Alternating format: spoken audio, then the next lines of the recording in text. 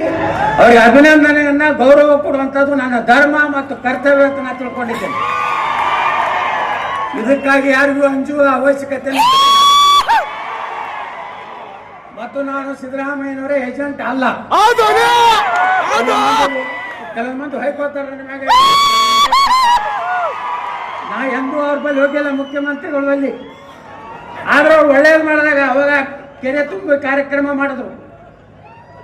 ಬೇಗಂ ತಲಾಬ್ ಕೆರೆಯಲ್ಲಿ ತಾವು ಮುಖ್ಯಮಂತ್ರಿ ಇದ್ದಾಗ MLC ಆಗಿದ್ದೆ. ಅವಾಗೂ ನಿಮ್ಗೆ ಅಭಿನಂದನೆಗಳನ್ನು ಧನ್ಯವಾದಗಳನ್ನು ನಾನು ಸಲ್ಲಿಸಿದ್ದೇನೆ. ಇವತ್ತಿಗೂ ವಿಜಯಪುರದಲ್ಲಿ ಅಕ್ಕ ಮಹಾದೇವಿ ಯೂನಿವರ್ಸಿಟಿ ಹೆಸರಿಟ್ಟಂತ ನಿಮಗೆ MB ಪಾಟೀಲ್ರಿಗೆ ಬಸ್ ಸ್ಟ್ಯಾಂಡಿಗೆ ಚೆನ್ನಮ್ಮನ ಮೂರ್ತಿ ಕೊಟ್ಟು ಅಲ್ಲಿ ಜಾಗ ಕೊಡಿಸಿದಂಥ ನಿಮಗೆ MB ಪಾಟೀಲ್ರಿಗೆ ರಾಮಲಿಂಗಾರೆಡ್ಡಿಗೆ ಅಭಿನಂದನೆಗಳು. ಇದಕ್ಕೇನು ರೂಪಾಯಿ ಬೇಕಾಗುದಿಲ್ಲ. ಇದಕ್ಕೇನಾದ್ರು ಪುಕ್ಸಡ್ ಧನ್ಯವಾದ ಹೇಳಕ್ಕೆ ರೊಕ್ಕ ಬೇಕಾ?